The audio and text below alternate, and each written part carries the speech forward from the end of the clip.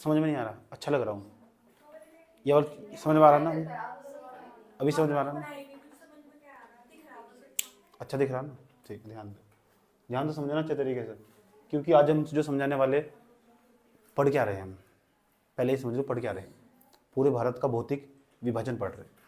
पूरे भारत का भौतिक विभाजन 7 भागों में किया गया, ये याद हो चुका होगा तुम्हारे, बार बार मैं बार बार रिपीट करता हूँ क्लास में से आकर, समझ। 6 भागों में करा, अच्छा 6 भागों में किया गया। 6 भाग कौन कौन से? एक तो उत्तर का पर्वतीय मैदान, उत्तर का मैदान, पश्चिमी मरुस्थल, प्रायद्वीपीय भारत का पठार, तटीय भाग, और अंडमान निकोबार द्वीप समूह जिसे बोलते हैं, इतने में करा गया। उसके बाद ये भी बताया गया, जो हमने कहा था कि हम आपको एक एक के बारे में पढ़ाने वाले, और हम ये पूरी कोशिश कर रहे हैं आपको उत्तर का जो मैदान है ना, उत्तर का जो पर्वतीय भाग, उसके बारे में सब कुछ समझा ले जाओ। लेकिन देखिएगा वो भी 3 भागों में बटा हुआ, उत्तर जो पर्वतीय भाग है ना वो भी 3 भागों में बटा हुआ। नंबर एक तो ट्रांस के हिमालय का भाग, ट्रांस हिमालय, और बीच में एक थ्रस्ट पड़ता होगा, इंडस थ्रस्ट। इंडस थ्रस्ट के अलावा जो हिमालय को अलग करने वाला भाग होगा, हिमालय जो कि एक नवीनतम पर्वत श्रृंखला।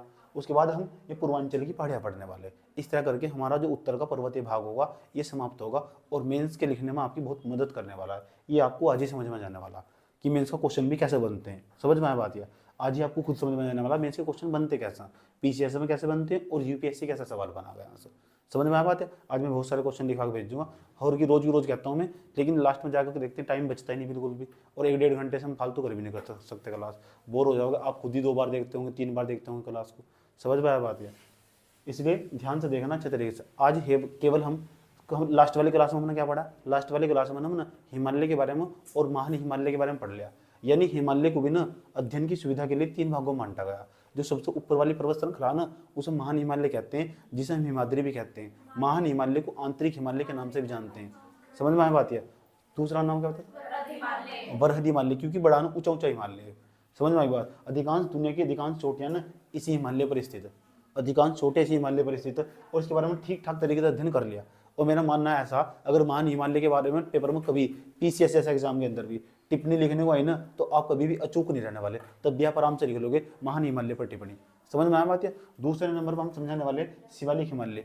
आज शिवालिक हिमालय कहाँ से कहाँ तक फैला हुआ, थोड़ा ध्यान से सुनना अच्छे तरीके से, एक ही बार बताऊंगा, बार बार नहीं बताऊंगा, क्योंकि मैं लिखने वाइज बता रहा हूँ, पॉइंट वाइज लिख सकते हो, बहुत अच्छा लिखोगे, समझ में आया बात है। तो अगली हेडिंग आज की हमारी यही होगी कि जो हो ना ये जो हिमालय कितने भागों में बांटा गया, 3 भागों में।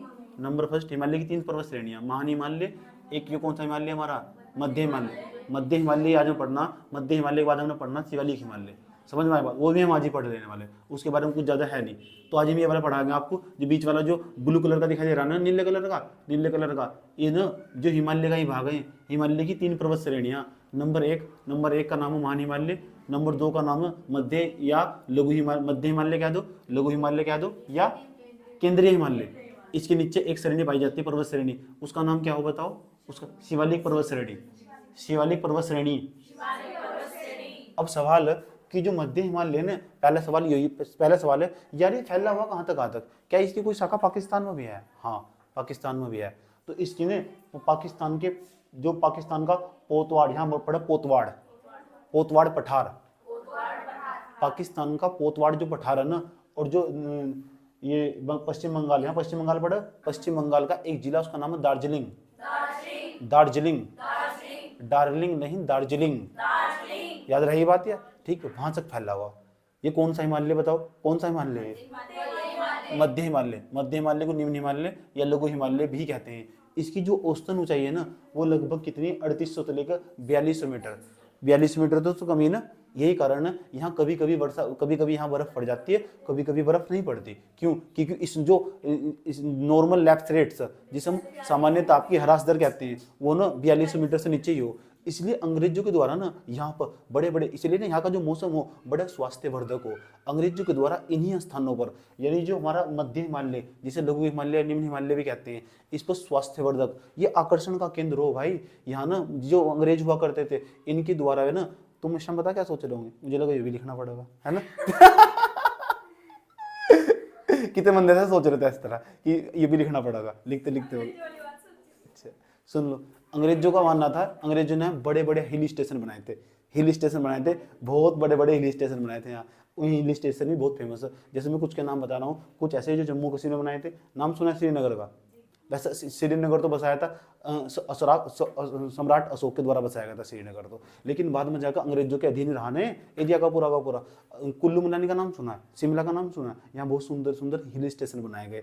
समझ में आए बात है? उत्तराखंड के अंदर भी बनाए गए, जैसे मंसूरी हिल स्टेशन हुआ, हिल स्टेशन। तो अब हिल स्टेशन का मतलब ये ना समझो अपने दिमाग में कि वहाँ कोई स्टेशन होगा, ट्रेन चलती होगी, रुड़की वाला स्टेशन दिमाग में चला रहा है। समझ में आए बात है? ठीक, इसे थोड़ा बाहर निकलो, कोई दिक्कत तो रुड़की के रेलवे स्टेशन तो बाहर निकलो। समझ में आया बात है? सीधे कहाँ चले जाओ, जो अंग्रेजों द्वारा हिल स्टेशन बनाए गए थे। लिखोगे कैसे?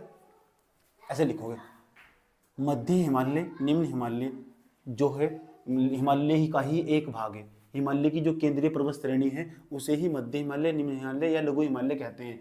इसकी औसतन ऊंचाई 3800 से 4200 मीटर होती है। ठीक, यह मनुष्य के लिए बहुत ही स्वास्थ्यवर्धक वायु होती है, यह आकर्षण का केंद्र होता है।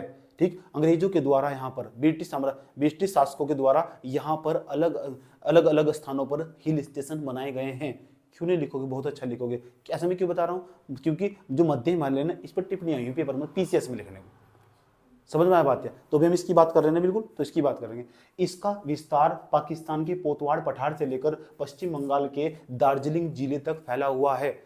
शिवालिक हिमालय, मध्य हिमालय और महान हिमालय, मध्य हिमालय और महान हिमालय दोनों दार्जिलिंग में मिल जाते हैं। दोनों दार्जिलिंग में मिल जाते हैं, आपस में जाएगा ऐसा।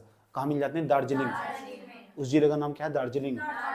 दार्जिलिंग जहाँ चाय होती है, दार्जिलिंग नाम तो चाय भी होती है। समझ में आया बात है? बहुत फेमस इलाका, बहुत अच्छा इलाका, बहुत शांति का मौसम है वहाँ भी। समझ में आया बात है? हम गए, बस बर्फ पड़ती रहती है ज़्यादातर, अधिकांश। समझ में आया बात है? कोई प्रॉब्लम यहाँ तक? चले आगे चले, इतनी बातें लिख लोगे, ये सारी बातें बहुत इंपॉर्टेंट होगी तुम्हारे लिए। और सुनो इसके ऊपर ना, जो हमारा मध्य हिमालय, ये मध्य हिमालय कहाँ तक फैला हुआ बता दोगे? पाकिस्तान के पोतवाड़ पठार से लेकर दार्जिलिंग जिले तक। कोई दिक्कत यहाँ तक? ठीक। उसके बाद आगे चलो, लेकिन समस्या पता क्या? समस्या ये है, समस्या ये देखो यहाँ, ये हमारा ये इस तरह कोई ये पर्वत श्रेणी थी। मान लो ये पर्वत श्रेणी पता कैसी थी? ये पर्वत श्रेणी इस टाइप की थी। ये पर्वत श्रेणी हमारी मध्य हिमालय था। ये मध्य हिमालय था ना, ऊपर से कोई नदी आई ऐसा काट दिया, ऊपर से कोई नदी आई ऐसा काट दिया, तो बीच वाला भाग गायब नहीं हो जाएगा। फिर नदी ने बहना बंद कर दिया, फिर नदी ने बहना बंद कर दिया, तो इधर एक पर्वत नहीं दिखाई देगा। जहाँ सड़क पर लोग चल रहे होंगे, सड़क के आसपास लोग चल रहे होंगे, पर्वत नहीं दिखाई देगा। फिर दूसरी नदी आई, उसने भी से ऐसे ही काट दिया। आज समझ। फिर यहाँ नदी ने एक समय ऐसा आया, नदी ने बहना बंद कर दिया, लेकिन आसपास के जो लोग चल रहे होंगे ना, यहाँ पहाड़ी नहीं दिखाई देगी इधर दोनों तरफ। फिर इधर भी नदी आई, तो पूरी जो जो मध्य हिमालय है ना, वो इस तरह कटा छटा हुआ, वो अलग अलग पर्वत श्रेणियों में बटा हुआ। समझ में आया बात है? जो मध्य हिमालय है ना, ऊपर से जो उत्तर की ओर से जो बहने वाली नदियाँ, उनके द्वारा ना इसे काट काट कर अलग कर दिया गया। समझ में आई बात है? इसका विच्छेदन कर दिया गया, इसे ना काट काट कर अलग कर दिया गया। इसलिए जो मध्य हिमालय है ना, वो कभी भी एक निरंतर स्वरूप बनी है, लगातार। समझते हो? सतत नहीं है, उसकी जो श्रेणी निरंतर स्वरूप बनी है, उसे बीच में से काट काट कर अलग करते गए। समझ में आया बात? ये बात तुम समझ रहे हो? कोई दिक्कत? ये निरंतर स्वरूप बनी है, जिस तरह महान हिमालय। आया समझ में? किसी की हिम्मत है जो महान हिमालय पे जाकर ट्रेन चला लगा? समझ में आया बात है? ठीक। या ऊपर से नदियाँ तो सारी वहीं से बहती है, ये बात समझ रहे हो तुम? किसी को कोई आपत्ति? समझ में आया बात है? ये सोच रही अभी लाइन लिखनी पड़ेगी, देखो। इतना मतलब समझ में आया नहीं है। इतना ही नहीं, देखो ये ऐसे दिखा देगा तुम, और ये मैं तुम्हें पहले पढ़ाया था। देखो इस पर्वत श्रेणी को ना, इस पर्वत श्रेणी को ये दिख रही है ब्लू कलर की पर्वत श्रेणी, इसे पीर पंजाल पर्वत श्रेणी कहते हैं। यानी जम्मू कश्मीर में पड़ती है। उसके बाद ये जो दूसरा वाली पर्वत श्रेणी दिखाई दे रही, इसे कहते हैं धौलाधार पर्वत श्रेणी। धौलाधार पर्वत श्रेणी कहाँ पड़ती है? हिमाचल प्रदेश में।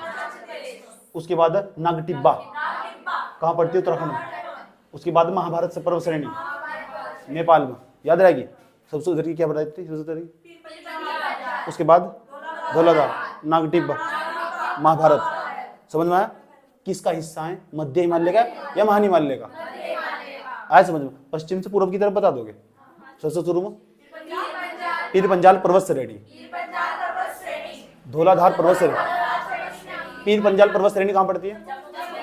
जम्मू कश्मीर। और धौलाधार पर्वत श्रेणी हिमाचल प्रदेश, और नागटिब्बा उत्तराखंड में, मंसूरी के पास। समझ में आया बात है? महाभारत पर्वत श्रेणी कहाँ पड़ती है? नेपाल में। कोई प्रॉब्लम यहाँ तक? याद हो जाने वाली। भूगोल अच्छा समझ में आ रहा होगा, अच्छा विषय। दुनिया के सब जितने भी ऑप्शनल सब्जेक्ट है ना, सब में सर्वोत्तम विषय, लेकिन नंबर नहीं दे रहा ना आजकल, पता नहीं क्यों नहीं दे रहा। शायद बच्चे कुछ अच्छा लिख नहीं रहे होंगे। समझ में आया बात है? क्यों, इसमें लिखने के चांस ज्यादा रहते हैं। बच्चा ना कुछ याद भी नहीं तब भी सोच कर लिखेगा इसके बारे में। पेज कापी और सब दूसरे तो जो कॉपी बहुत अट्रैक्टिव दिखाई देगी। समझ में आ बात है? चलो कोई बात नहीं, आगे चलो आगे चलो आगे चलो आगे चलो, चले ठीक। उसके बाद ध्यान से सुनना अच्छे तरीके से। लेकिन सवाल है कि जो है ना ये जो तुम्हें भाग दिखाई देंगे, जो मध्य हिमालय, मध्य हिमालय ने, मध्य हिमालय ये भी हल्के हल्के, इनके ऊपर भी छोटे छोटे ग्लेशियर रहते हैं। कभी कभी बर्फ पड़ जाती है और कभी कभी छोटे छोटे ग्लेशियर बन जाते हैं इनके ऊपर भी। या ऊपर से, समझ में आ बात है, ऊपर से जो ग्लेशियर होंगे इनके ऊपर भी छोटे छोटे ग्लेशियर, कहीं ज्यादा ऊंचाई हो, कहीं कहीं ज्यादा ऊंचाई हो ना 42 मीटर तक, तो ये समझ जाओ जरूरी नहीं है तो 42 मीटर से ज्यादा ऊंचाई होगी ना तो ये समझ जाओ वहाँ वो ग्लेशियर से ढका रहेगा। जब ढका रहेगा तो उसके अंदर की जो मिट्टी होगी ना चिकनी टाइप की मिट्टी होगी, चिकनी होगी और काली मिट्टी होगी, और वह ना फसल की बहुत उपजाऊ मिट्टी मानी जाती है। काली होगी मिट्टी और चिकनी होगी, उपजाऊ होगी। क्यों? क्योंकि जो साल भर ना बर्फ तो ढका हुआ था, तो इसको तो बर्फ साल भर नहीं ढकी रहती है, हट जाती है। फिर वह जो बर्फ है ना, वही बर्फ ना उस मिट्टी को उठाती है और निक्षेप के साथ लाकर मैदानी इलाकों में जाकर छोड़ देती है। इसे हम ऐसे भी समझ सकते हैं इस वाले डायग्राम के जरिए। मान लीजिए पूरा का पूरा एक पहाड़ पर्वत था, समझ में आया बात है। इसके ऊपर जो मिट्टी थी, ये मिट्टी नहीं, ये पूरा का पूरा बर्फ था। बर्फ पिघलनी शुरू हुई, वह बर्फ थी ना इसके साथ जो मिट्टी थी बर्फ के साथ यहाँ इस भाग में चली आई, हिमानीकृत चिकनी मिट्टी, इसे हम करेवा भी कहते हैं। करेवा कहाँ कहते हैं? सर जम्मू कश्मीर के अंदर करेवा कहते हैं इस मिट्टी को। हिमानीकृत यानी इसका मतलब जो हिमानी के कण होंगे, जो बर्फ के कण होंगे उनके साथ बहकर आई और इसे चिकनी मिट्टी बोलते हैं। इसे हम बोलते हैं करेवा। ये शब्द भी पूछा हुआ कि करेवा किसे कहते हैं। करेवा जो न जो मध्य हिमालय था उसके ऊपर जो मिट्टी, जो काली मिट्टी, जो बहुत उपजाऊ हो, समझ में आया बात? या जो कृषि के लिए बहुत उपयुक्त मिट्टी मानने जा, या भी जिस क्षेत्र में जागे ना मिट्टी नदियों के साथ बह, वहां का जो क्षेत्र है ना आसपास बहुत उपजाऊ बना देती है। ये खास बात हो इसकी मिट्टी की, समझ में आया बात? या तो जो करेवा मिट्टी ना इसके अंदर बादाम की खेती हो, केसरी तो बोल रहे बादाम को, केसर किसे बोल रहे? अलग अलग टाइप का हो, अच्छा फूल टाइप का हो। अच्छा मुझे इतनी जानकारी नहीं है फसलों की, समझ में आया बात? है करती, अच्छा खत्म होने वाला और ओहो चलो। तो केसर की खेती के लिए ना जो केसर की खेती के लिए ये इलाका बहुत फेमस है। केसर की खेती के लिए ना ये इलाका बहुत फेमस है। क्यों? क्योंकि यहाँ ना जो हिमानीकृत चिकनी मिट्टी जिसे हम करेवा का नाम से जानते हैं, यह ना बहुत उपजाऊ मिट्टी हो, इसके नीचे पाई जा, इन ग्लेशियरों के नीचे पाई जा जो मध्य हिमालय पर होंगे। समझ में आया बात? है ठीक। इसलिए अब सुनो ध्यान से अच्छे तरीके से। तो यहाँ ना छोटे छोटे ग्लेशियर का भी निर्माण हुआ। जब छोटे छोटे ग्लेशियर का निर्माण हुआ तो यहाँ से नदी भी निकलती हो। क्या निकलती हो? नदी निकलती हो। तो इन ग्लेशियर तो पढ़ने की नहीं ये, लेकिन यहाँ जो निकलने वाली नदी का नाम याद रखना। यहाँ देखो, यहाँ ये जो पीर पंजाल श्रेणी जम्मू कश्मीर में पड़ती, अब यहाँ जम्मू कश्मीर पड़ती होगी तो इसके पास तो पता क्या छोटी छोटी घाटियों का भी निर्माण होगा। ये जो ग्रीन कलर की बनाई गई ना ये घाटियाँ क्या है? अब घाटियाँ क्या हो? जैसे पहाड़ था,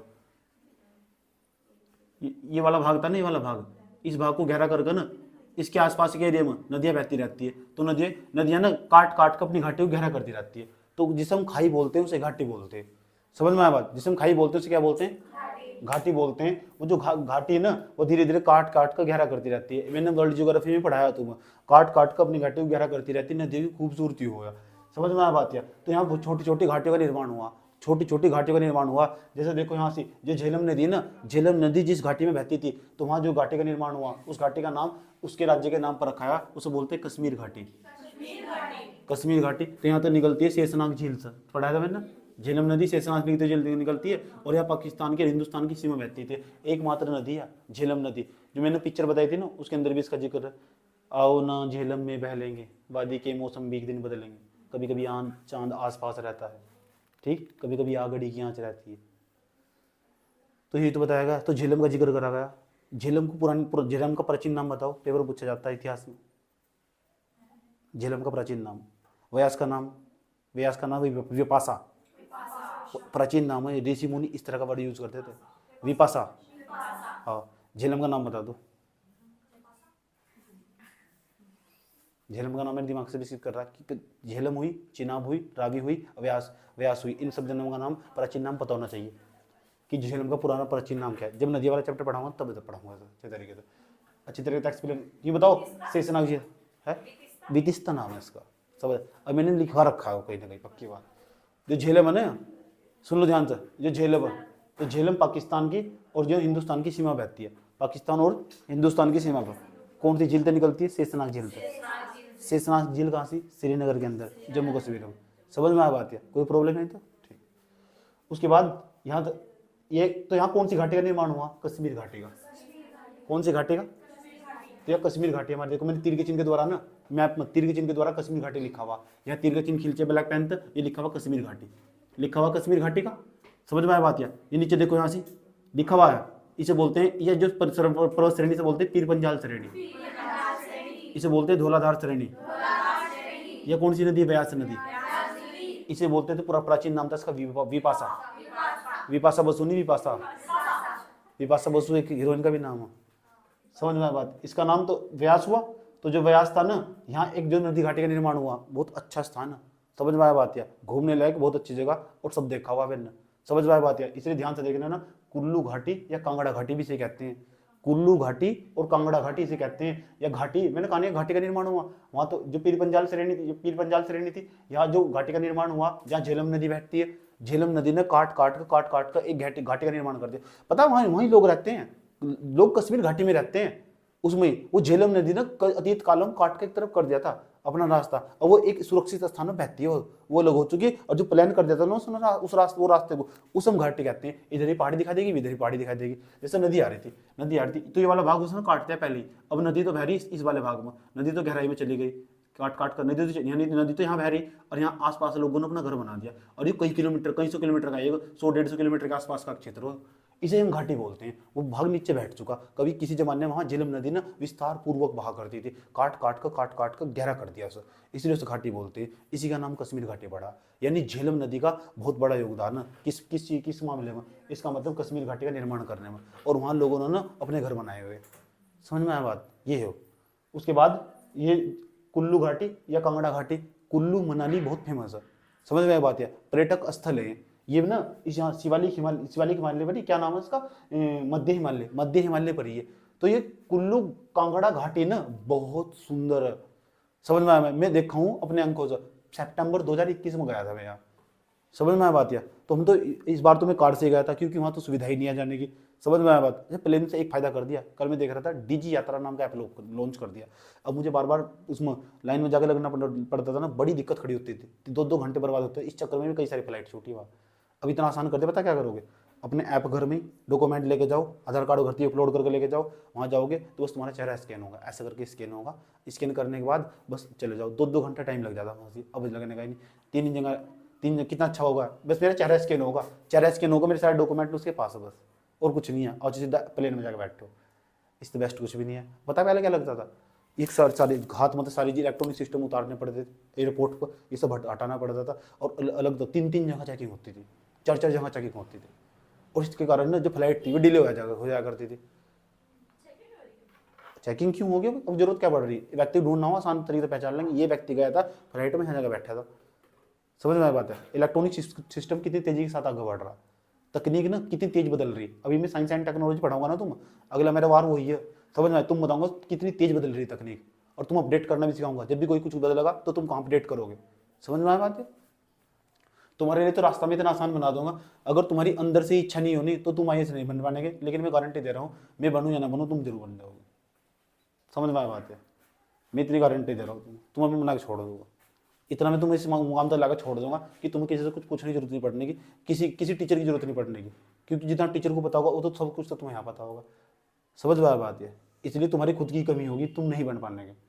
अगर तुम्हारा रिवीजन नहीं होने का, तुमने बीच में अपनी कंटिन्यूटी छोड़ दी किसी कारणवश, कुछ भी कारण हो सकते हैं, तो तभी तुम अपने बढ़, कुछ भी कारण, घर का कारण हो, बाहर का कारण हो, इधर का कारण हो, लव का मैटर हो, लाइफ का मैटर हो, कुछ भी मैटर हो, अगर तुमने अपनी पढ़ाई रोक की, दुनिया में सबसे खत्म इंसान तुम ही होंगे। उसके अलावा कुछ नहीं है, फिर तुम्हारे पास कोई चारा नहीं है। तुम्हारा भाई फ्यूचर तो अभी तो तुम्हारी जिंदगी आगे बढ़ी हुई, मैं बता रहा हूँ, मैं बहुत सीनियर इंसान हूँ तुमसे, इसलिए बता रहा हूँ। तुम कुछ भी आ जाओ, कितनी भी बड़ी प्रॉब्लम आ जाए, एक ही काम नहीं छोड़ना। जब पढ़ाई आ जाना बीच में तो सब छोड़ देना, लेकिन पढ़ाई नहीं छोड़नी। इससे सब प्राप्त करा जा सकता। समझ भाई? इसके बाद सब प्राप्त करा जा सकता, तुम्हें चाहिए जो भी तुम्हें चाहिए ना, इसके बाद सब प्राप्त करा जा सकता। सब तुम्हारे कदमों में होगा, जो तुमने सोचा होगा, जैसा तुमने मन चाहा होगा, दुनिया तुम झुका दोगे। एक खास बात बता रहा हूँ, रियलिटी बात बता रहा हूँ, जो भी तुमने मन में सोच रखा हो ना, वो सब तुम्हारे कदमों में होगा। ठीक? वो देख है ही क्या हुआ, 22-23 साल की लड़की यार, ठीक है, भाषण दे के चली, इसको बोलना तक नहीं आता। समझ? लोग उसकी रील काट कर लाखों व्यूअर्स देख रहे हो, उसे है नहीं कुछ बोलना, नहीं बस अनाप शनाप, कुछ पता ही नहीं बोलने का, वही तो बस। लेकिन कलम उठाया ना, उन्होंने अपना समय समझाया 1.5-2 साल का, और लगी रही, बस लगी रही, वह भी लगी लगी रहेगी। समझ में आया? उसके पास तो कोई गाइडेंस नहीं आता, तुम तो गाइडेंस मिल ली, और ऊपर कहाँ कहाँ तक पढ़ना। समझ में आया बात है? उन्हें सब्जेक्ट भी सारे नहीं पढ़ रखे। समझ में आया बात है? ठीक, लेकिन एक चीज सीख ली उसने, लिखना। ठीक, और सारा खेल लिखने का, कम समय में उसने लिखना सीख लिया था। समझ गए?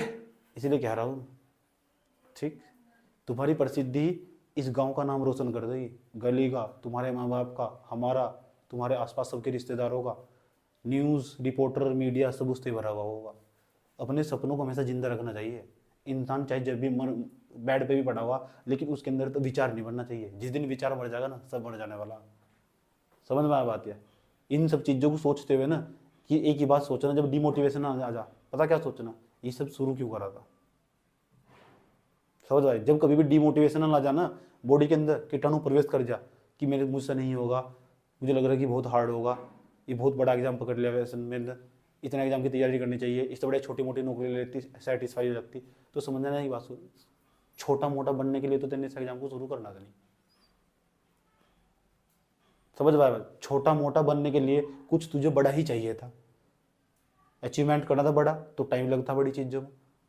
समझ में आई बात? बड़ी चीज़ों में टाइम लगता, 1.5-2 साल 3 साल भी जा रहे जाने, तो एग्जाम भी निकालना, 4 भी लग रहे हैं ना, लगाओ, एग्जाम निकालना, यही निकालना, जिसमें प्रतिष्ठा प्राप्त होगी। समझ में आई बात? प्रतिष्ठा प्राप्त होगी, वो भी सामाजिक प्रतिष्ठा प्राप्त होगी। जितना करा सब बेट जाएगा, सब भूल जाएंगे, सब इस लोग ऐसे पैर रख कर चलते हैं, जो तुमने कर्म करे थे ऐसे पैर रख कर चलते हैं, उसके ऊपर एक नया रास्ता बनाता। जिस समाज के अंदर तुम रहते हो, ये समाज है ना, तुम्हारे ऊपर दूसरे मूल्यों को थोप देता, नई मूल्यों का विकास करता तुम्हारे अंदर। जब तुम आसपास, तुम्हारी सामाजिक प्रतिष्ठा बढ़ जाती है, ऐसा समझ में, तुम्हारे जो कर्म थे ना, उनके ऊपर ऐसे कदम रखे जाते हैं, लोग सब भूल जाते हैं उस टाइम। इसे समाज बोलते हैं। समझ में आया बात है? सोसाइटी में पढ़ाऊंगा सब चीज़ें, कि हम समाज कितनी बड़ी चीज़ हो। जो इंसान समाज में नहीं रहता ना, वो पशु हो, जो केवल अपना विकास करता रहता। समझ में आया बात है? जो केवल अपना विकास करता रहता है ना, तो चलो छोटे से लड़की को उठाओ, इसे उठा लो, उठाया तुझे, चली गई तू, उठाया, पैसे दिए तुझे, कोचिंग करी देने, IAS बन गई, उखाड़ लिया, क्या करा, क्या उखाड़ लिया, किसी का कुछ करा, पैसे मिले, पैसे सब चीज थी, सब मौजूद था, उठाया, पेपर दिया, IAS बन गई, कोई कुछ ढेर बड़ा कद्दूमती मार दिया, IAS बन गई। किसके लिए क्या करा? एक IAS का नाम बता दो, इतने सारे डेली हर साल बनने 1009 IAS, जिन्हें कुछ ढंग का काम करा हो, बताना जरा। सब ना वही है, बस नंबर 2 की कमाई है सबकी। IAS का नाम ही IAS है, पीछे उसके IAS का पर्दा पीछे से हटाओगे ना सामने, तो उसके पीछे तो निकल लगा एक असली वाली प्लेट, भ्रष्टाचार। समझ में आया? तो बताओ, समझ में आया? अम्बेडकर बोलता, सही बोलता था अम्बेडकर, अच्छे अच्छे थिंकर की अच्छी बात ठालो। अम्बेडकर कहीं गलत था तो कहीं सही था, गांधी कहीं सही था तो कहीं गलत था। अम्बेडकर ने कितनी अच्छी बात बोल ली, जो इंसान समाज में नहीं रहता ना, सामाजिक प्राणी नहीं है, वो पशु वो। समझ में आया बात है? इनमें लोगों कांट कांट कांट को पढ़ोगे, कांट जैसे फिलोसोफर को, उन्होंने से बताया इंसान को समाज में रहना चाहिए। इस सब जैसे विपरीत जाओगे ना तुम, तो इसके बियॉन्ड जाओगे, ये समझ तुम नकार देगा, तुम्हारी नज़र में सही होगा, उनकी नज़रों में गलत होगा। समझ में आए? और क्या कहा, मनुष्य एक सामाजिक और विवेकशील प्राणी। ठीक, और तुम यहाँ से सामाजिक हटाओ, तुम विवेकशील प्राणी बनने की कोशिश करोगे ना, तो मेरे हिसाब से भी तुम पशु ही हो। ठीक, क्योंकि समाज ने जो मूल्य तुम पर स्थापित कर दिया ना, चोरी नहीं करनी चाहिए, किसी का पर्स गिर गया तो उसे उठा कर दे देना चाहिए, ये क्या है? ये सब सामाजिक मूल्य ही तो है। क्या चीज है? सब चीजें समझ में आया? किसी से झूठ नहीं बोलना चाहिए, है क्या है? सब सामाजिक मूल्य तो समाज के द्वारा बनाए गए, समाज को संचालित करने के लिए बनाए गए। ये तो सोशियोलॉजी, क्या हो, समाज शास्त्र में ही तो पढ़ा है। समझ में आया बात है? ठीक, समाज में व्यवस्था बनी रहा है। चलो बताओ, कोई दिक्कत? चले, क्या पढ़ रहे थे? ये भूल के क्या पढ़ रहे थे? बच्चे को ह्यूमैनिटी सब्जेक्ट में इतनी रुचि हो जाना, पढ़ते पढ़ते पढ़ते पढ़ते, क्या क्या सब्जेक्ट, मतलब कहाँ थे हम, कहाँ फिजिक्स केमिस्ट्री मैथ में है क्या? कुछ नहीं है नहीं कुछ, सब भौतिकतावादी युग हो। ये करो सूत्र लगाया अंतर आ गया, क्या फायदा से? जीवन में क्या सीखा? नहीं दिखता बहुत खंडन हो उनका, जब एथिक्स पढ़े जा, वहाँ इनकी बहुत खंडन हो, वहाँ किसी काम के नहीं है सब्जेक्ट ये। समझ में आया बात? ऐसे ऐसे सब्जेक्ट को पढ़कर ना इंसान को अनैतिक बना दिया गया। टेक्नोलॉजी ये करो, वो कर देंगे, ये कर देंगे। पढ़ रहा था, चलो बाद में बताऊंगा, ऐसी टेक्नोलॉजी बतानी चाहिए। ऐसी खतरनाक खतरनाक टेक्नोलॉजी आई तो हैरान कर दिया मुझे। चलिए बताओ, मध्य हिमालय के बारे में पढ़ रहे थे हम, तो मध्य हिमालय पोतवाड़ पठार से लेकर ठीक दार्जिलिंग तक फैला हुआ, इस पर अच्छे अच्छे स्वास्थ्यवर्धक हिल स्टेशन बनाए गए अंग्रेजों के द्वारा। समझ में आया? उनकी बात करेंगे कौन कौन से हिल स्टेशन मौजूद है।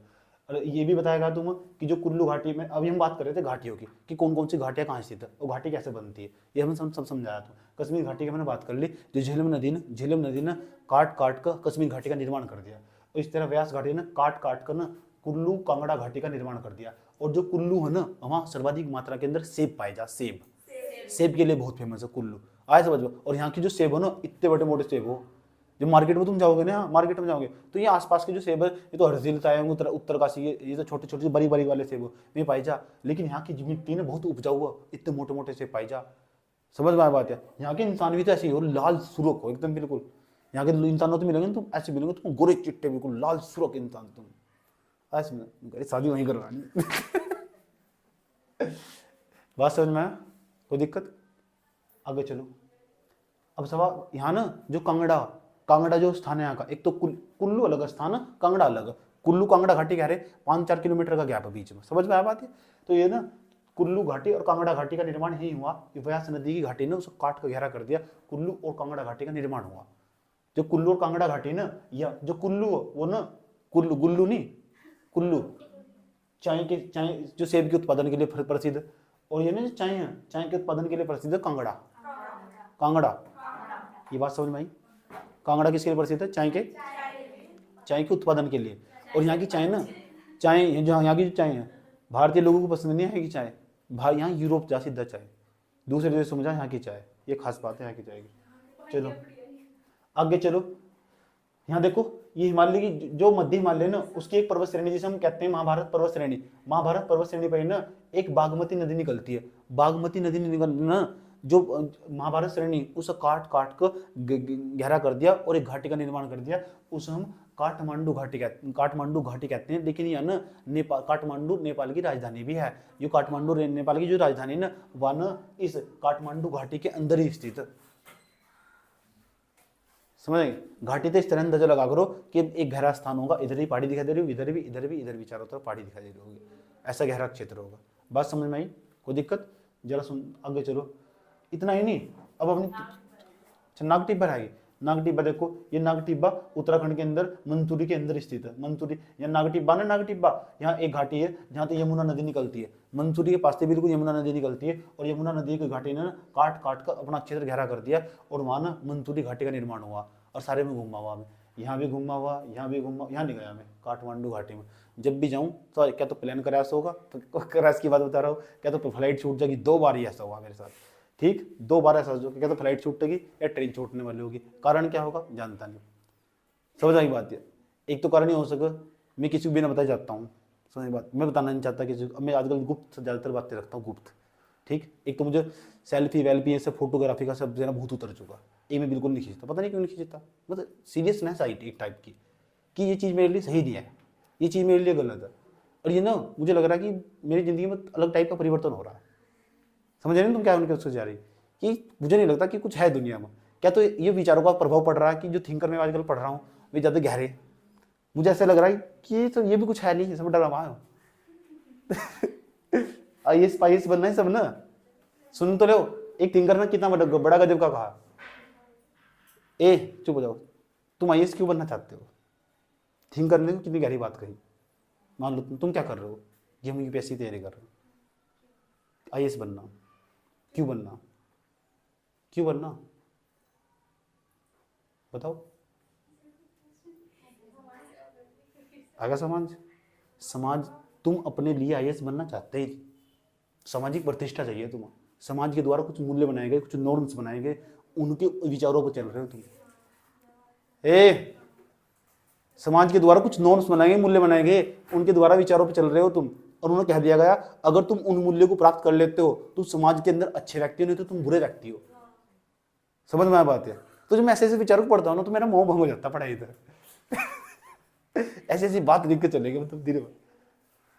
मैंने कहा हम कुछ अभी तो अपने लिए नहीं कर रहे, कुछ भी तो अपने लिए नहीं कर रहे, क्या कर रहे हैं, क्या चल रहा है, क्यों बढ़ना चाह रहे हैं हम दूसरों के लिए? ऐसे IAS बन जाएंगे, ये देखेंगे वो देखेंगे, समाज क्या है, बकवासबाजी चल रही है। चारवाक सीधा कह रहा है, चारवाक जैसे विचारक, क्या कहाँ चक्कर में पड़ रहे फालतू का, सब ड्रामा है। बस यूं देखो खाने का इस्तेमाल कहाँ तो हो रहा है, खाओ पियो मौज मारो, भाड़ में जाओ, IAS वाईएएस कहाँ चक्कर में पड़ रहे हो। बात समझ में आई? ऐसे ऐसे विचारों को पढ़ रहे दिमाग खराब हो जाएगा। चले चलो, तो यहां तक पता है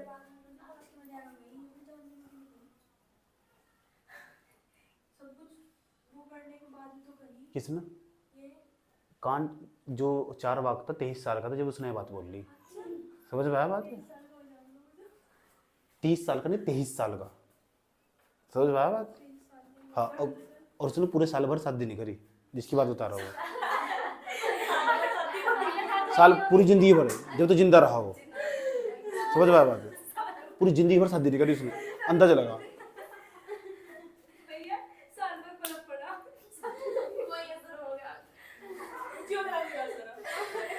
जब मैं माउंट एवरेस्ट को देखता हूँ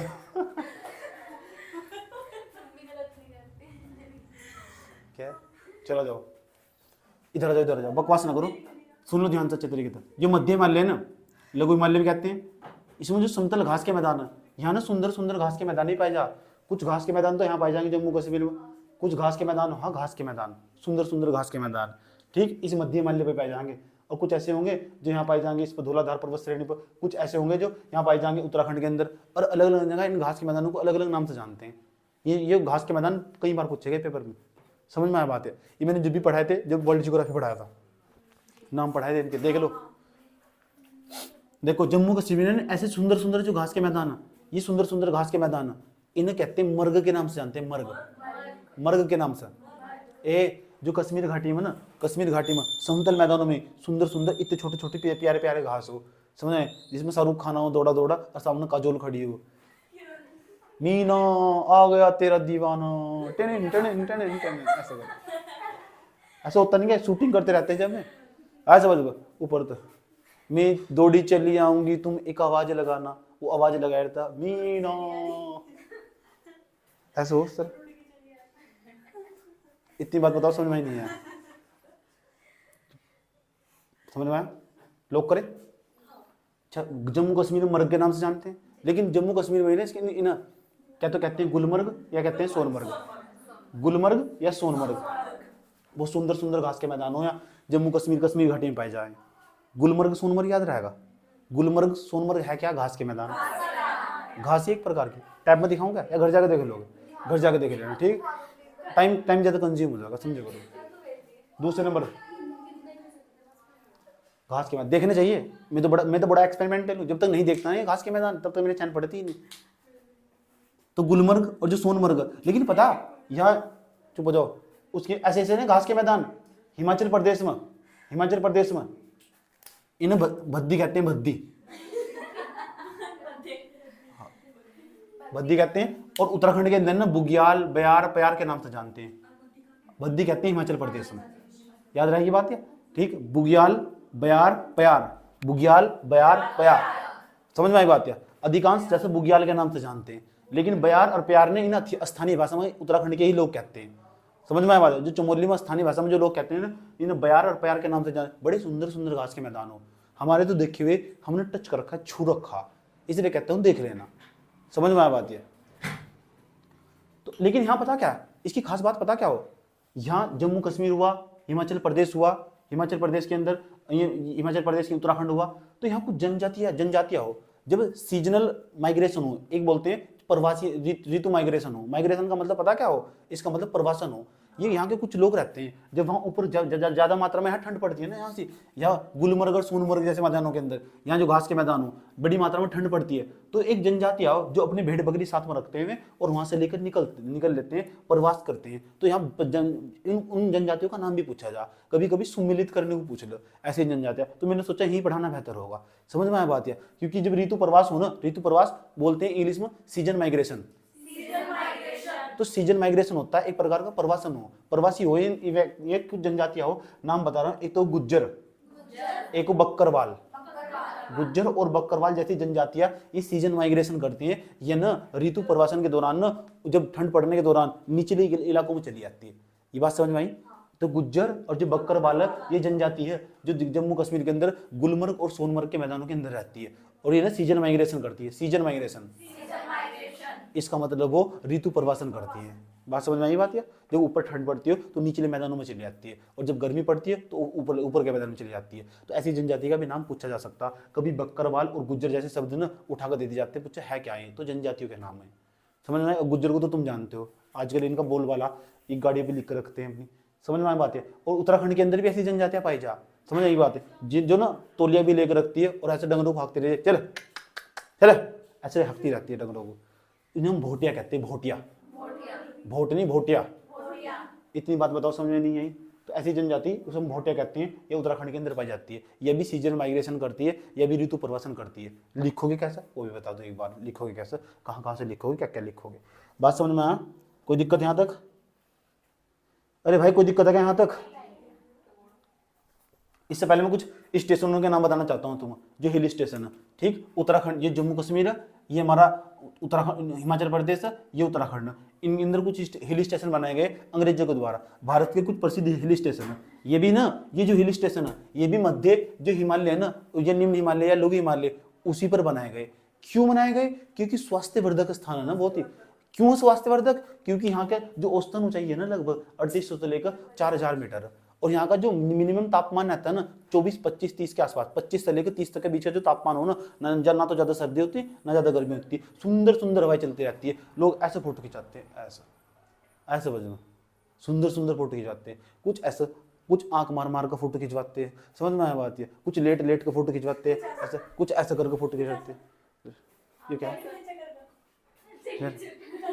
मैं ऐसा ऐसा मैंने ऐसा कौन सा फोटो खिंचवाया? मेरा नहीं फोटो था वो, मेरा फोटो नहीं, मेरे दोस्त का फोटो था वो। ऐसे वो मेरा ऑफर। अच्छा, मेरा नहीं होगा फोटो यार वो, तो पुराना हो।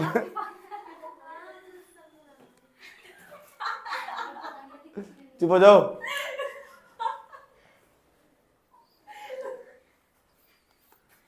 जम्मू कश्मीर के अंदर एक तो श्रीनगर, एक होगा पोटनी टॉप, वहीं पड़ता है जम्मू कश्मीर में, ऐसा नहीं देखो मुझे। ठीक, एक गुलमर्ग, एक सोनमर्ग, ये हिल स्टेशन है। अंग्रेजों ने अपने अड्डे बसाए हुए थे, जो सुंदर सुंदर जो स्वास्थ्यवर्धक जगह थी ना, अंग्रेजों ने जबरदस्त तरीके से उनका लुत्फ उठाया। मजा अंग्रेजों ने लिया यहाँ को, आया समझो, जो उनके अधिकारी थे बैठे रहते थे यहाँ से, चाय कॉफी ठंड के अंदर मजा लेते थे। इनकी रानी आती थी, बच्चे आते थे, पूरी लुत्फ उठाया करते थे यहाँ बैठ कर। समझ में आया बात? आज भी बड़े स्केल पर ना आज भारत के लोग इनका लुत्फ उठाते हैं, जो अपने पैरों पर सक्षम हो जाते हैं ना। जब तुम सक्षम हो जाओगे तो तुम अपने हस्बैंड के साथ, समझ में बात, या तो प्लान बनाओगे घूमने का, तो फिर यहाँ गुलमर्ग सोनमर्ग में घूमोगे तुम हिल स्टेशन पर। समझ, जब तुम्हें ये सारी बातें याद आ रही होगी। ठीक, और अपने पति का कान ना खा जाइए। अपने पति का ना खा जाइए। मैं कह रही हमारे भाई जी ने पढ़ाया था जम्मू कश्मीर, चुप बैठ बैठ। इसका बात रहे हैं, घूमने तो जान दे। आ जाओ। हिमाचल प्रदेश के अंदर एक जो हिल स्टेशन उसका नाम है शिमला। जाने का मौका मिला है कोई ऐसा जो शिमला गया था? अपना इतनी हिम्मत नहीं ऐसी। जाने का मौका मिले तो जरूर जाना शिमला। समझ में आया बात है? उसके बाद कुल्लू मनाली, ये भी हिल स्टेशन है। डलहौजी के नाम से, लॉर्ड डलहौजी के नाम से गवर्नर जनरल था, उसके नाम से हिल स्टेशन बनाया गया। मैकलियोडगंज, इसे धर्मशाला भी बोलते हैं। धर्मशाला भी हिल स्टेशन एक प्रकार का। उसके बाद कसोल, बहुत अच्छे अच्छे हैं हिमाचल प्रदेश में। तो सोनल, बहुत अच्छे अच्छे सुंदर सुंदर शहर। पता शहर, पता कितना बड़ा शहर होगा? जितना बड़ा तो दौलतपुर है ना, इसका आधा वहां का शहर है। हाँ शहर, जितना बड़ा दौलतपुर है, जितने चमारों का एरिया ना, पूरा का पूरा चमारों का एरिया है वो। चमारों की गली नाम की कविता पढ़ना कभी जाकर, बहुत अच्छी कविता। यहाँ भी पूरा एरिया ना चमारों का, चमारों का एरिया पूरा का पूरा। इस पूरे एरिया को समझ लो, वहाँ इतना बड़ा सोनल शहर हो, सिटी हिमाचल प्रदेश। इतना सुंदर लगा ना रात को देखने में, बड़ा गजब। मैंने वहाँ फोटो स्टेट करवा कर एडमिट कार्ड निकलवाया था। सोनल के अंदर तो कसोल होगा, कसोल सुन लो ध्यान से, कसोल तो यही पाया हिल स्टेशन है सारे। उत्तराखंड में चलो, उत्तराखंड के तुम्हें नाम याद होंगे ही, चलो पढ़ के याद हो गए तुम्हें। मंसूरी हुआ, चक्राता हुआ, लैंसडाउन हुआ, नैनीताल हुआ, देहरादून हुआ, रानीखेत हुआ। मैं सारे के सारे में घूमा हूँ टोटल। ऐसा कौन सा बच्चा जो इनमें से गया? मंसूरी कौन गया? हाथ खड़ा कर जो मंसूरी गया था। चक्राता नहीं गया। लैंसडाउन, यार तुम तो बहुत पिछड़े हुए। मैंने सुना था हायरार्की हो, हायरार्की एक पर सोपानी क्रम हो ना जो, तुम तो उसके बहुत निचली श्रेणी पर। ठीक सुन लो जाओ। चक्राता हुआ, लैंसडाउन में, नैनीताल गए। नैनीताल क्या है? नैनीताल, नैनीताल की फेमस चीज बताओ।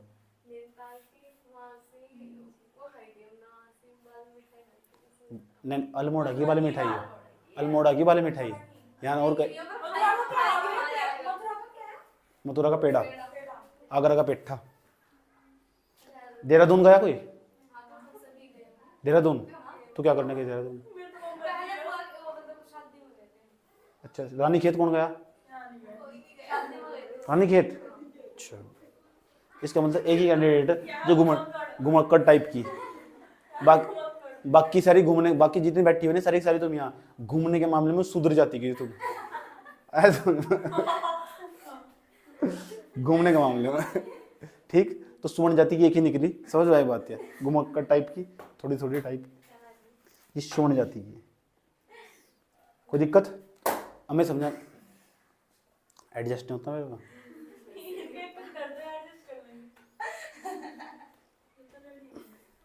ये बताओ, अगर मध्य हिमालय के ऊपर टिप्पणी लिखने को आती हो, 50 शब्द लिखने को आते हो, लिख दोगे? 50 शब्द लिखने को आते लिख दोगे क्या? पक्की बात है। अब शिवालिक हिमालय के बारे में समझ लो। कौन सा हिमालय? इसके बारे में इतना कंटेंट नहीं है, बहुत आसान है, समझ पाया बात है। शिवालिक हिमालय खास बात सुनो।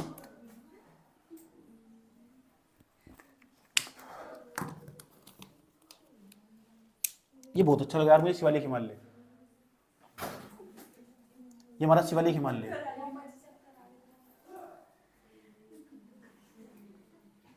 कौन सा हिमालय? ये पूरा निरंतर क्रम है, ये पूरा। इसका कुछ हिस्सा इधर भी, कुछ हिस्सा इधर, अलग अलग दिशा में दिखाई देगा तुम। कौन सा हिमालय?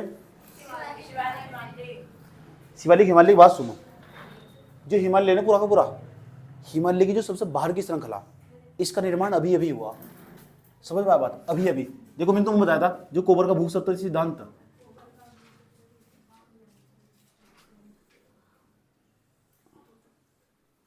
ये तो हमारा महान हिमालय हुआ।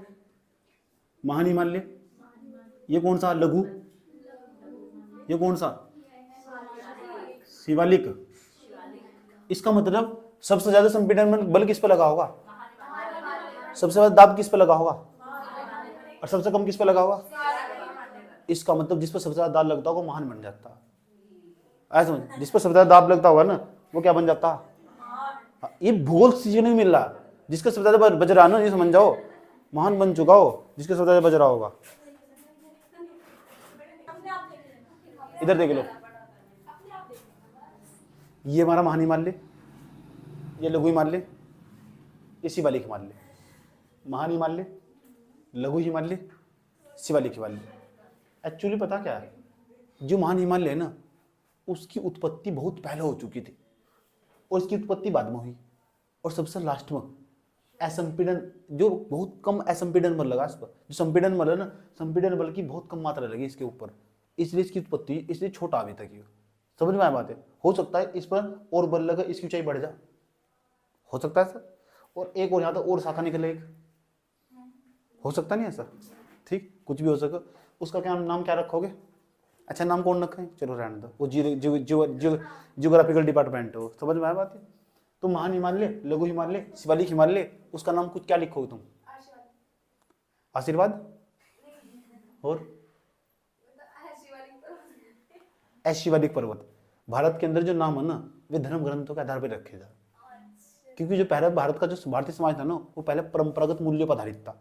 और परंपरागत मूल्य पता क्या हो? जो समाज में पहले से ही चले आ रहे हैं, यानी सब चीज को धर्म को केंद्र में रख के बनाई गई थी। सड़कों का, रोड का, ऐसे बड़े बड़े चौराहों का नाम हमेशा किसी धर्म को विशेष को केंद्र में रखते हुए रखा गया। चलो शिवालिक हिमालय, शिवालिक, जो शिवालिक हिमालय ना, इसकी उत्पत्ति अभी अभी हुई, ऐसे समझ। इसका मतलब हिमालय पर्वत श्रृंखला के अंदर ना एक तो महान हिमालय, एक लघु हिमालय, एक शिवालिक श्रेणी, शिवालिक पर्वत श्रेणी।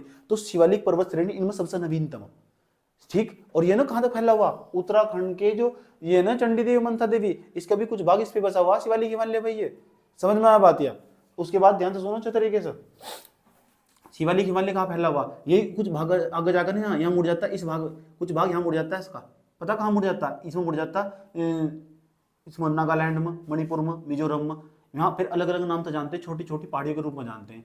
इसका भी एक क्षेत्र जो कुछ ज्यादा बड़ा नहीं है, छोटी छोटी पहाड़ियों के जैसा। लिखोगे कैसा, हेडिंग बनाओगे शिवालिक, शिवालिक हिमालय या शिवालिक पर्वत श्रेणी, ऐसे हेडिंग बना लोगे, शिवालिक पर्वत श्रेणी। शिवालिक पर्वत श्रेणी का विस्तार, ठीक, लगभग इसकी जो औसतन ऊंचाई है वो 1800 से लेकर 2200 के आसपास है। औसतन ऊंचाई कितनी, 2800 से लेकर 2200 मीटर के आसपास। कितनी, 1800 से लेकर 2200 मीटर के आसपास, ठीक। उसके बाद यह न्यूनतम पर्वत श्रृंखला, न्यूनतम का मतलब इसकी ऊंचाई कम, न्यूनतम पर्वत श्रृंखला बोलते हैं, न्यूनतम ऊंचाई वाली सबसे न्यूनतम पर्वत श्रृंखला है, सबसे कम यही है। समझ में आया बात? या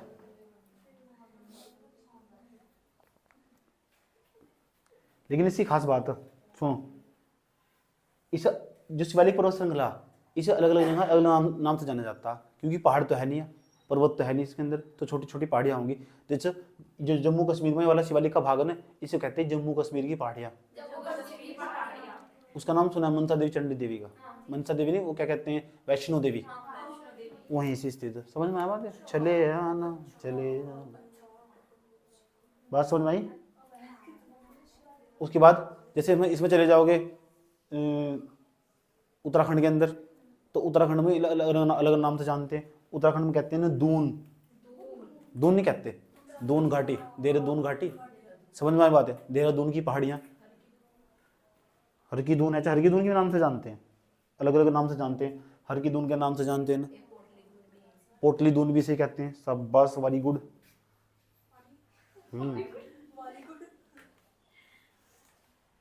और हिमाचल प्रदेश में, उत्तराखंड में अधिकांश नाम है इनका शिवालिक पहाड़ियां। तो शिवालिक पहाड़ियां नाम पता कहाँ सी, हिमाचल प्रदेश और कहाँ सी, उत्तराखंड के अंदर, इन्हें कहते हैं शिवालिक पहाड़ियां। और जम्मू कश्मीर में कहते हैं जम्मू कश्मीर की पहाड़ियां। ठीक है, नाम बता रहा हूँ, लिख लेना घर जाकर। लेकिन नेपाल में अलग नाम है, नेपाल में नाम है इनका चुरिया मुरिया, छुलिया मुलिया नहीं, चुरिया मुरिया। आए समझ में? कहाँ से नाम है नेपाल के अंदर, नेपाल के अंदर। और लेकिन अरुणाचल प्रदेश में अजीब नाम है। अरुणाचल प्रदेश के अंदर देखो क्या क्या नाम है, इसे इन्हें बोलते हैं अरुणाचल प्रदेश के अंदर, इन्हें बोलते हैं डफला, डफला, डफला। यहाँ जनजाति रहती है, उसके नाम पर इसका नाम रखा गया। ये ना शिवालिक जो पहाड़ी है उनके नाम है, शिवालिक पहाड़ी होती है ना, जो आगे चला एक हिस्सा यहाँ अरुणाचल प्रदेश में चला गया, तो अरुणाचल प्रदेश में डफला, डफला। दूसरा नाम है मिसमी, यहाँ पड़ती है मिसमी, पहाड़ी का नाम है, और यहाँ की जनजाति का नाम पर रखा है मिसमी, मिसमी। कौन सी मी? मिसमी। उसके बाद अच्छा मिसमी नहीं, यहाँ रखो मिरी, मिरी, डफला, मिरी, अभोर, अभोर, डफला, मिरी, अभोर, ठीक, अभोर तथा मिसमी, मिसमी। ये नाम इसके कहां तक, अरुणाचल प्रदेश में, डफला, मिरी, अभोर, मिसमी, डफला, मिरी, अभोर, मिसमी, डफला, मिरी, अभोर, मिसमी। याद रहेगी बात है? कोई दिक्कत? तैयार हो तुम? रेडी हो? ठीक। डफला, मिरी, अभोर, मिसमी, ये नाम ना अरुणाचल प्रदेश में रहने वाली जो छोटी छोटी पहाड़ियों पर जनजातियां, उनके नाम पर ही पहाड़ियों के नाम रख दिए गए, ताकि इनका संरक्षण अच्छे तरीके से कर सकती हो। समझ में आया बात? या कोई प्रॉब्लम? इस शिवालिक पहाड़ी के बारे में ना इतना ही बहुत है। समझ में आया बात? या शिवालिक पहाड़ी के बारे में इतना ही बहुत है। समझ में आया बात? शिवालिक पहाड़ी की खास बात है, यहाँ ना अधिकांश जो पर्यटक स्थल है, अधिकांश जो पर्यटक स्थल है, जैसे जो अच्छे बड़े बड़े पार्क, सुंदर सुंदर पार्क, वो यही बनाए गए पार्क घूमने के लिए। समझ में आया बात? है सुंदर सुंदर जो पार्क है ना, वे शिवालिक पहाड़ियों पे बनाए गए। जैसे देहरादून के अंदर बुद्धा टेम्पल पार्क देखोगे तुम, देहरादून के अंदर बुद्धा टेम्पल पार्क बहुत अच्छा, कि देखा किसी ना? नहीं देखा? जोड़ा जाता है वहाँ घूमने के लिए, तुम भी चले जाना। समझ में आया बात? है गांधी गांधी गांधी नेशनल पार्क देखोगे अल्मोड़ा के अंदर, वो भी यही बनाएगा, ऐसी ऐसी पहाड़ियों पे बनाएगा। तो ठीक, तो यार अच्छे अच्छे सुंदर सुंदर पार्क बनाए जा। समझ में आया बात? है इन पहाड़ियों पे ही। चलो आज हम शिवालिक पहाड़ियों तो इतना ही रखते हैं, लेकिन अब लिखो मेंस के क्वेश्चन। आज जाओ मेंस के क्वेश्चन को।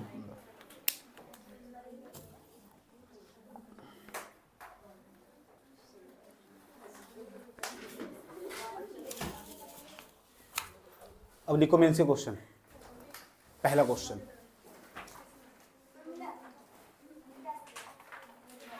पीसीएस में कैसे क्वेश्चन पूछेगा, पीसीएस में कैसे क्वेश्चन पूछेगा, फिर यूपीएससी की तरफ बढ़ेगी।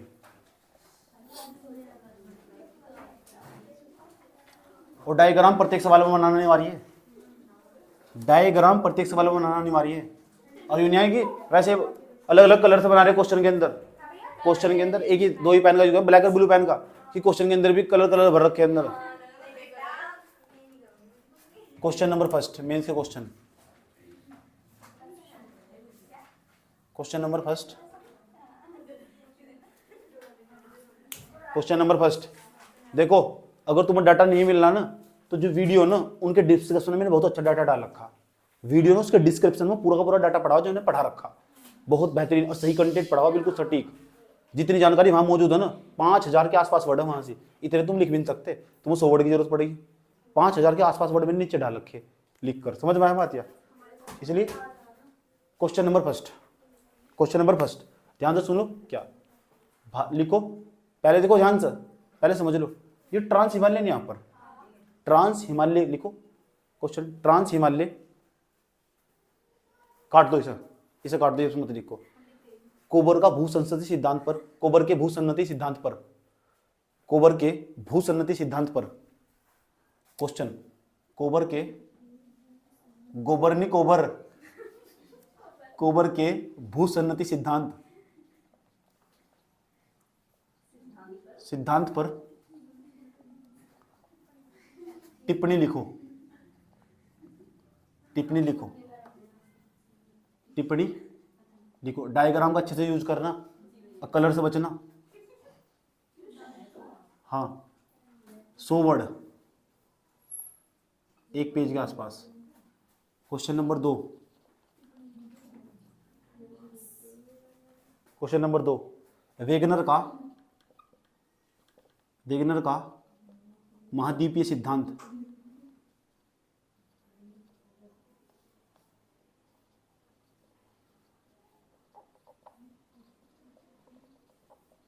समझाइए। 100 वर्ड।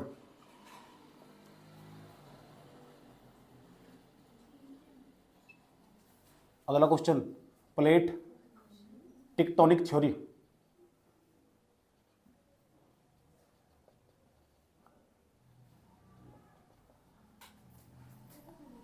को सविस्तार समझाइए, सविस्तार समझाइए।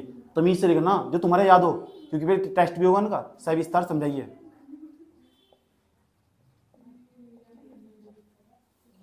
क्वेश्चन नंबर 4,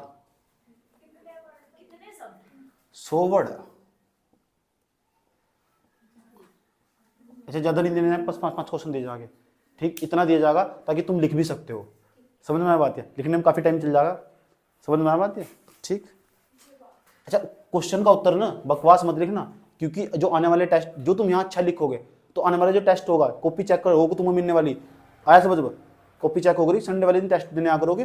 समझ में बात? तो इसके अगर ये उत्तर तुम्हारा अच्छा नहीं होगा ना, तो फिर वहाँ तुम उत्तर वहाँ भी अच्छा नहीं लिख सकते। यही उत्तर में उस पर्सन को दूंगा तुम्हें मेंस की कॉपी में।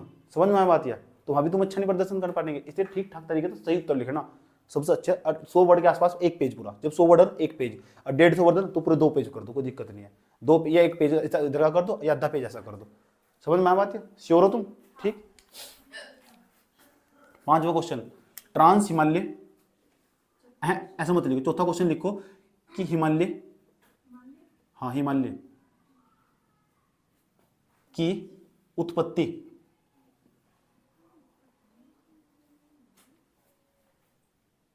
की सही व्याख्या कौन सा सिद्धांत करता है?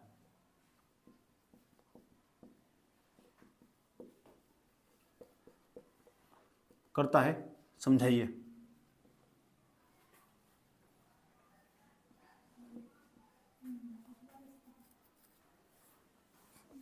क्वेश्चन नंबर 5, 100 वर्ड पूरे के पूरे।